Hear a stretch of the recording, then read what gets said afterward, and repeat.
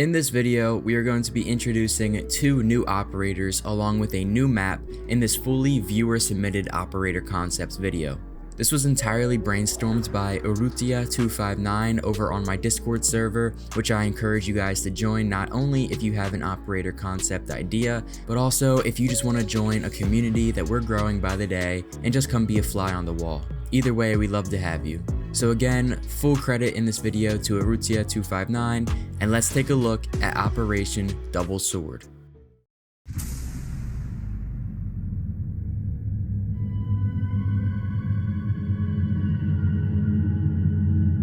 Operation Double Sword introduces 2 siblings, both born in Bobruisk, Belarus, named Irina and Dmitry Kovalenko. We will begin by breaking down both of their specialized gadgets and loadouts individually, but be sure to stick around after that because Urrutia added in highly detailed psychological reports on each operator, as well as a new map for this season. But before we get to that, let's begin with Irina. Irina Kovalenko, codenamed as Vela, brings an entirely new medium of intel to the defending squad. This gadget is called a spectral sensor, which is described as an advanced listening device that can be placed on walls or surfaces. It works by transmitting an echo signal through the respective surface that it's placed on, which will allow for Vela to clearly hear and distinguish attackers' movements and communications through that surface. However, this echo signal has 2 separate radiuses. The first radius is about 10 feet, and if attackers are within this radius, their movements will be heard by Vela as well as the rest of the defenders. The second radius is where things get a little bit more complex. It's about 5 feet, and if attackers are within this radius, then not only will their movements be heard, but their position will be live pinged for everyone to see, similar to the way it pings attackers when they shoot Alibi's prismas. The attacker will be notified that they are scanned, and when they move out of that 5-foot radius, they will no longer be live pinged. However, the last live ping that they received will stay visible until it runs out like a normal red ping would, if that makes sense. They can be pre-placed in the preparation phase or placed live during the action phase, but be frugal with how you use Vela's spectral sensors because you only have 2 of them considering this is such a strong operator.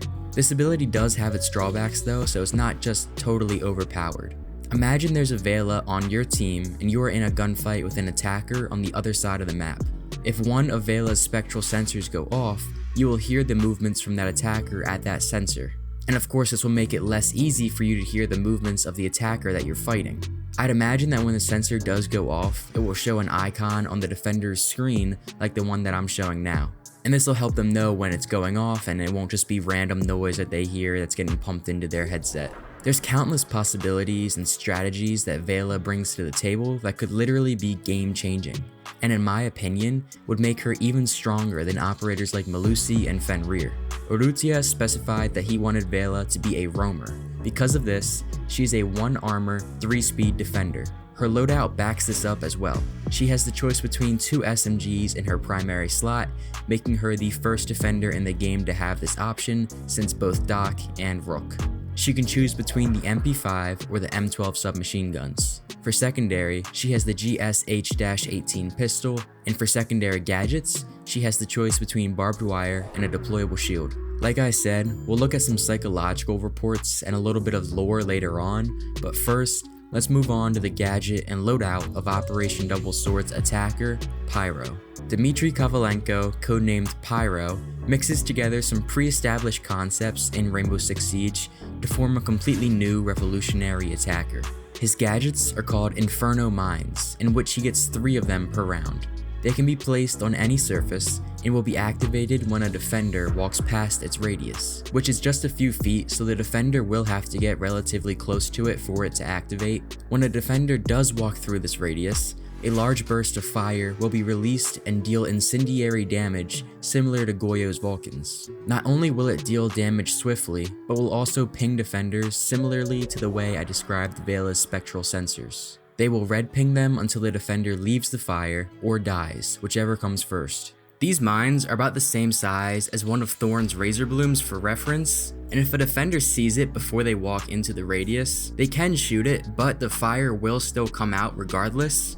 Similar to Goyo's Vulcans, so the only way you can really destroy them is to shoot them and the fire is still going to come out regardless. And the fire radius will be smaller than Goyo's Vulcan's fire radius, so hopefully that puts things into perspective for you a little bit, and maybe makes Pyro a little bit less overpowered. Urrutia adds that Pyro is fantastic for stopping defenders from rotating and flanking around the map, and will be especially powerful in post-plant situations. Imagine you just got the plant down inside of the breach, you set up your Pyro next to the diffuser, and you can sit outside of the breach until you hear the mine activate and ping the defenders. It practically does the work for you. You could think of Pyro's Inferno Mines as a fiery version of Nomad's air jabs, except it will obviously deal fire damage rather than knock back the defender. But they are both effectively doing the same thing in a sense. Pyro is a balanced 2-speed and 2-armor attacker who has the very intriguing primary options between the AK-12 assault rifle and the OTS-03 sniper rifle. As for secondaries, he has the P12 pistol, and lastly, for secondary gadgets, he brings the choice between stun grenades and smoke grenades. Now, Urrutia went very in-depth with the psychological reports and backgrounds, so we'll go ahead and talk about that now to better understand where each of these operators are coming from and how their abilities came about. Caveira, leader of Vela and the rest of the Ghost Eyes squad, writes that Agent Irina Kovalenko is meticulous and deeply analytical. She spends as much time on intelligence and reconnaissance as she does honing on her technological skills. In her free time, she immerses herself in classical literature and instrumental music, a form of escape from the demands of her work and personal life. During our meeting, Kovalenko maintained a calm, professional composure, although there was an underlying tension. Her perfectionism and self-criticism are evident, and she commented that she always feels like she must prove herself, a pressure that she imposes on herself. She confessed that her brother's presence in the same organization generates anxiety, since they have not spoken since the accident in their childhood. It's notable how Kovalenko uses her work to find a sense of control that seems absent in her personal life. Her ability to remain calm in high-pressure situations is outstanding, and this is likely due to her need to have complete command over the circumstances around her. Kovalenko mentioned that her mother encouraged her to be self-reliant and stand up for herself after the accident, which has shaped her independence and mistrust of others. She described her mother as someone obsessed with self-efficacy and perfection, which has influenced her own personality. Although she was wanted by several global intelligence agencies, Kovalenko chose to join Team Rainbow and the Ghost Eyes squad due to their advanced technology and the opportunity to use her abilities to protect lives. The team offers her a balance between her professional life and her personal interests, and allow her to work in an environment that challenges her intellect and skills. However, reports from the field indicate that Kovalenko can be excessively meticulous and sometimes has difficulty delegating tasks, which can lead to tensions in the team. It's crucial that she learns to trust her colleagues more to avoid burnout and improve her collaboration in operations. Now, briefly looking at Vela's military past, she joined the Belarusian Special Forces at the young age of 20 years old, and she found ways to stand out from her peers quickly with her advanced skills in technological intelligence and reconnaissance. Her focus on information gathering at the Belarusian Special Operations Center led to her discovering her current specialization, advanced listening technologies. Irina put her specialization to the test with Operation White Shadow, where she collected vital information during her attack on a terrorist cell in Eastern Europe, which would eventually lead to the complete downfall of that terrorist organization. Her success in this highly important mission caught the eyes of Caveira and the rest of Team Rainbow, where she ultimately would be recruited to join Ghost Eyes. Now, we'll move on to Pyro. Thermite writes that Agent Dmitry Kovalenko is impulsive and has a commanding presence in the field. His energy seems inexhaustible, and he is always looking for the next mission that will allow him to use his destructive abilities. When not on duty, Kovalenko dedicates himself to extreme physical training and martial arts practice, a way to channel his anger and frustration. During our conversation, Kovalenko showed a defiant stance and a willingness to argue on any topic. His combative nature is evident, and he mentioned that he has always felt a need to prove himself, especially after the accident that injured his sister. This feeling of guilt has driven him to be exceptionally brave and sometimes reckless in his actions. Kovalenko describes himself as a lone wolf, a consequence of his inability to forgive himself for his childhood accident. Despite this, he has a strong sense of loyalty towards his team and is willing to do anything to protect them. The military environment helped him channel his energy and find purpose. His training in the anti-terrorist unit Almaz allowed him to develop exceptional skills in handling explosives and hand-to-hand combat. He participated in critical operations such as Operation Winter Storm, where his bravery and skill were decisive.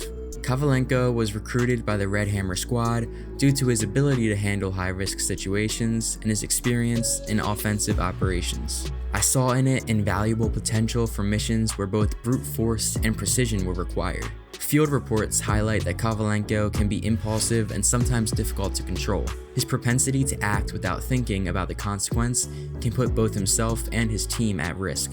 It is essential that he learns to moderate his impulsivity and follow team guidelines to maximize his effectiveness on the field. Now, briefly looking at his military past, Dmitry also joined the Belarusian Special Forces, just like Irina, except he did it at 18 years old, which was 2 years earlier than his twin sister. He specialized in hand-to-hand combat, specifically in the form of martial arts, as well as handling explosives in the anti-terrorist group Almaz, which is one of the most decorated anti-terrorism units not only in Belarus, but also the entire continent. He was given the chance to prove himself in Operation Winter Storm, where he dismantled an arms trafficking network. His experience and skill in these high-tension environments granted him the privilege to join Thermite in the Red Hammer Squad.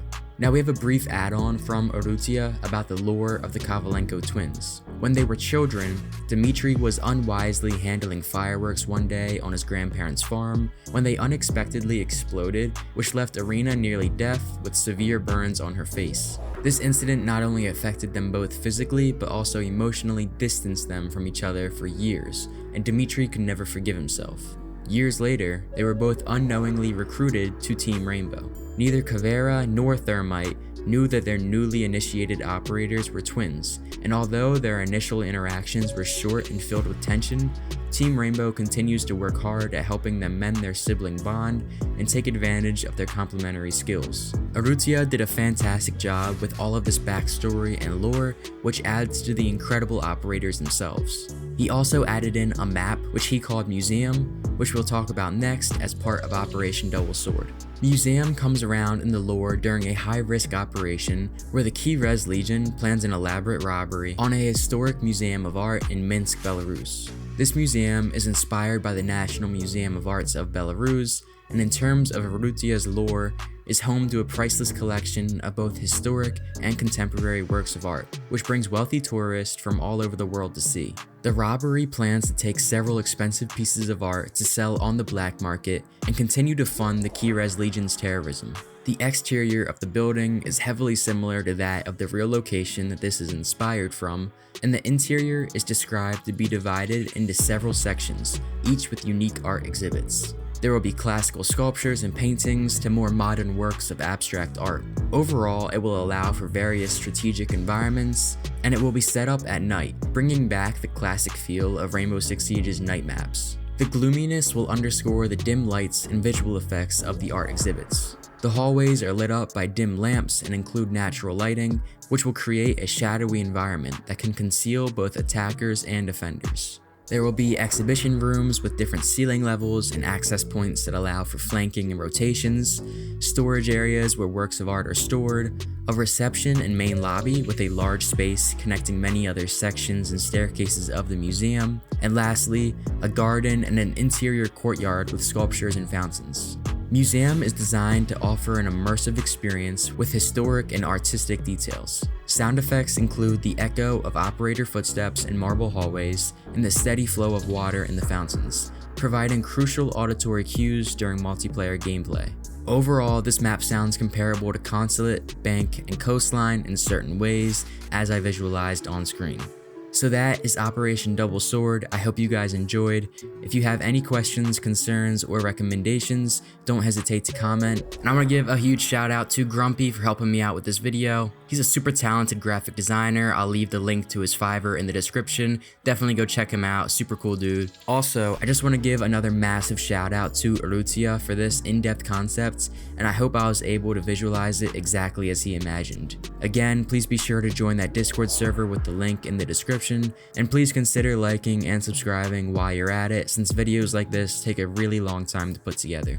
Thanks so much for watching, and I'll see you all in the next one. Peace.